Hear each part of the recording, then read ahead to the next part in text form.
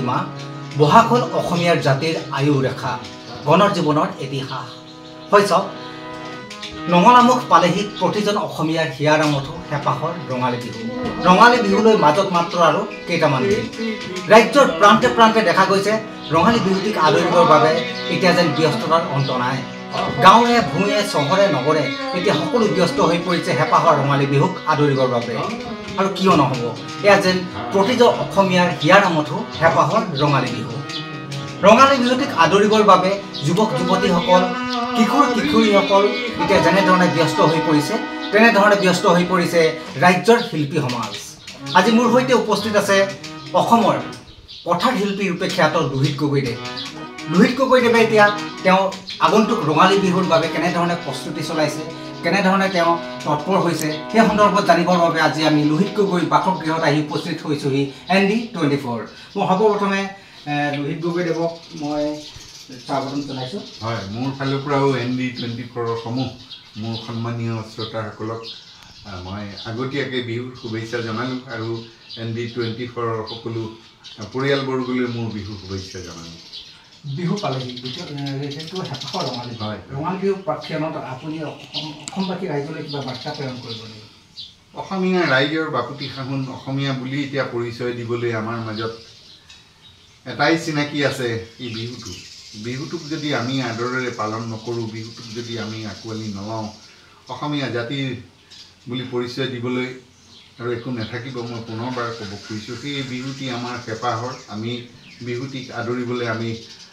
অধীৰ আগ্ৰহেৰে বাট চাই আছোঁ আমাৰ এই বিহুটোৱে যেন অসমীয়া জাতিৰ এক নতুন সাহস সমন্বয় সম্প্ৰীতিৰে যিমানবিলাক অপশক্তি আছে শক্তিক আমি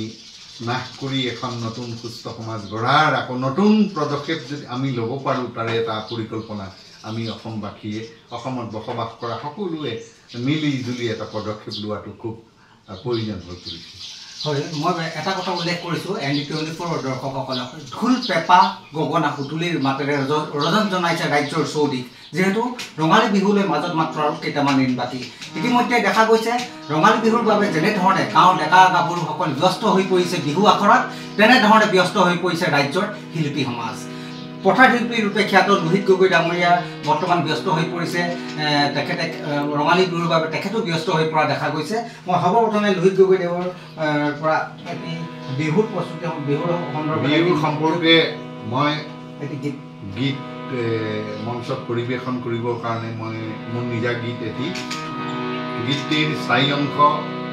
শদিয়াৰ গিৰিণ গোহাঁইদেৱে লিখিছিল স্থায়ী অংশ পিছৰখিনি মই সংযোজন কৰি ল'লোঁ সুৰ মই নিজে কৰিছোঁ বহু বহাগৰ মই প্ৰতিশ্ৰুতি পালোঁ মাঘৰ কত ভোগালী তথাপি কিয়নো গাঁওখনিৰ মোৰ নুগুচিলে কঙালী বহু বহাগৰ মই প্ৰতিশ্ৰুতি পালোঁ মাঘৰ কত ভোগালী এনেকুৱাবিলাক গীত বিহুসুৰীয়া গীতো আছে মই বিহু নিজৰ গান বিহু গাবৰ কাৰণে মই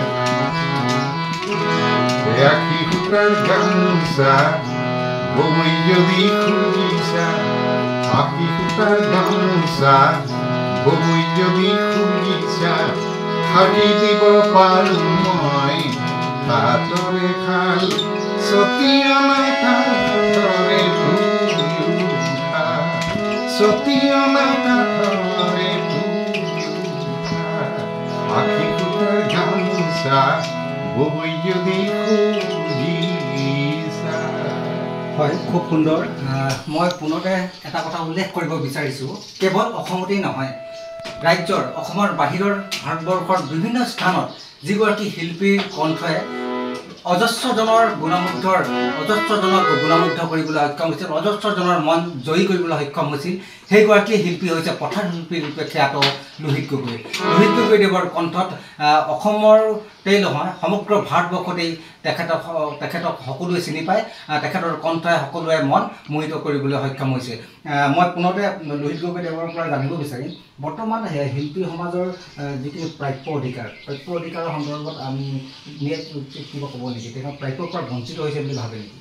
ঠিক তেনেকুৱা ধৰণৰ কথা নহয় প্ৰাপ্য বুলি আমি চৰকাৰৰ পৰা জোৰ জবৰদস্তি এইটো অধিকাৰ বুলি কাঢ়ি লোৱা তেনেকুৱা কোনো কথা নহয় শ্ৰোতা ৰাইজে মৰমেৰে আদৰেৰে মাতি নি যিখিনি সা সন্মান দিয়ে এটা পৰিশ্ৰমিক দিয়ে বহু শিল্পীৰ ক্ষেত্ৰত বিভিন্ন প্ৰকাৰৰ হয় কিছুমান যিসকল মনোৰঞ্জন ধৰ্মী গীত গাই মানুহক আমোদ দিব খোজে বিহু বতৰত কেৱল বিহু গীতেৰে এটা পৰিৱেশ সৃষ্টি কৰা বহু শিল্পী আছে তেখেতলোকৰ এটা পাৰিশ্ৰমিকটো অকণমান বেছিকৈ লয় তেওঁলোকৰ কি হয় সংগতকাৰীও যথেষ্টখিনি থাকে ব্যয়বহুল এটা প্ৰজেক্ট সেইটো কাৰণে মাননিৰ ক্ষেত্ৰত ইফাল সিফাল হয় আমাৰ ক্ষেত্ৰত ঠিক তেনেকুৱা নহয় আমাৰ ডিমাণ্ড বুলি বা ইমান টকা লাগিব বুলি কোনো কথা নাই মানুহে মৰম চেনেহে আদৰি আৰু যিসকল উদ্যোক্তা আছে উদ্যোক্তাসকলেও আজিৰ দিনত বুজা হ'ল এজন শিল্পী গীত পৰিৱেশন কৰিবলৈ যাওঁতে তেওঁ গাড়ী ভাড়াৰ পৰা আদি কৰি বাদ্যযন্ত্ৰ সংগতকাৰী আনুষংগিক কিছুমান খা খৰচ আছে এই খা খৰচখিনি এটা বুজা পৰাৰ মাজত দিলেই মোৰ অনুষ্ঠানটো চলি যায় মোক লাখ টকা লাগে 10 লাখ লাগে 5 লাখ লাগে তেনেকুৱা ধৰণৰ কোনো কথা নাই মানুহৰ আমি গান গাই ঘূৰি ফুৰা মানুহৰ আমাৰ প্ৰথম আমি প্ৰাধান্য দিওঁ শ্ৰোতাসকলক দৰ্শকসকলক শ্ৰোতাসকলক শ্ৰোতাই আমাৰ জীৱন শ্ৰোতাই আমাৰ গান গতিকে তেওঁলোকক সন্মান দিব পাৰিবলৈ বা তেওঁলোকৰ সন্মুখত গৈ আমাৰ গীতবিলাক গাব পৰা এটা পৰিৱেশ পালে আমি যথেষ্ট সুখী এইবাৰ আপুনি কিমান বিহু মঞ্চত মোৰ অপ্ৰিয় হ'লেও বাস্তৱতে সত্য কথা প্ৰকৃতিৰ কথা এনেকুৱাবিলাক গীত বিহু মঞ্চবিলাক সাধাৰণতে খুব কম উদ্যোক্তাসকলে বিচাৰিব নোখোজে মই মাজে মাজে ভূপেনদাৰ গীতো গাওঁ দুখ লাগে কেতিয়াবা ভূপেনদাৰ মহাপ্ৰয়াণৰ পিছত 2 বছৰমান ভূপেনদা নোহোৱাকৈ কোনো মঞ্চই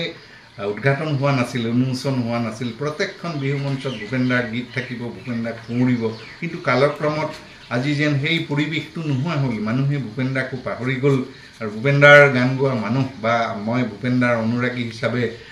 আমাক মঞ্চবিলাকত ইমানবিলাক তেনেকৈ নিবিচাৰে তথাপিও কেইখনমান মঞ্চ মোৰ হৈছে ডিব্ৰুগড়ৰ এখন হৈছে তিনিচুকীয়াত এখন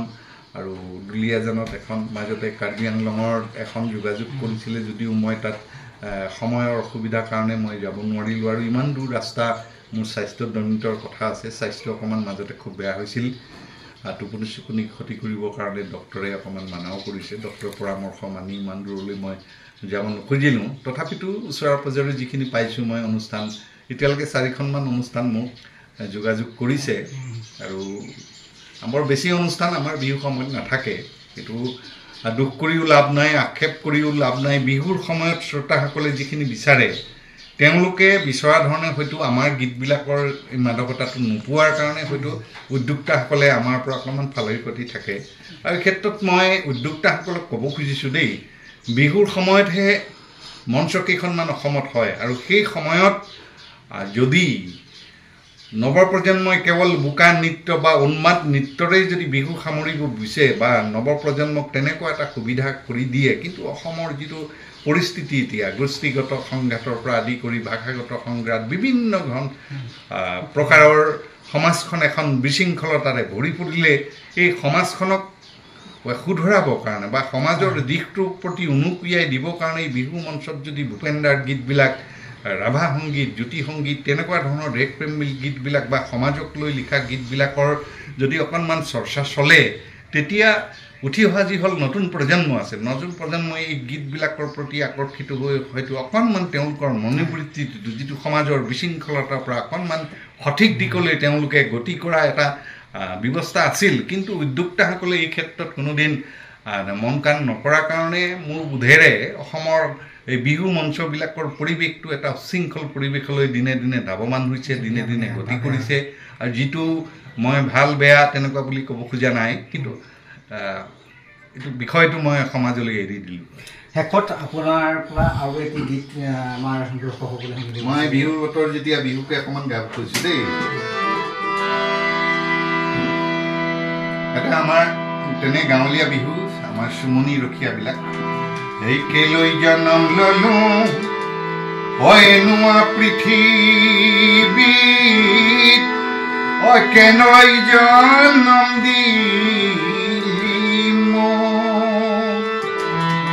এই কণাকৈ বিধাতাই কিনি দিলে কপালত এই কণাকৈ বিধাতাই কিনো দিলে কপালত নিদিলে জীৱনৰ মই দুৰ্ভগীয়া মৰমী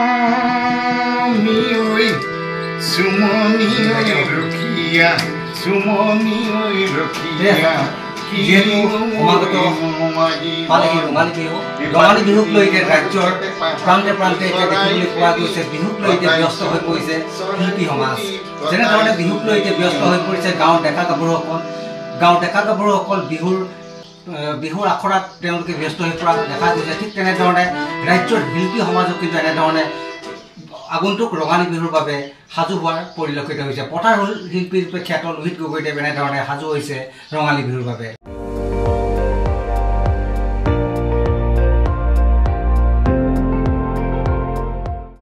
আপুনি চাই আছে ND24 সৰ্বশ্ৰেষ্ঠ নহয় সৰ্বোত্তমৰ দৌৰ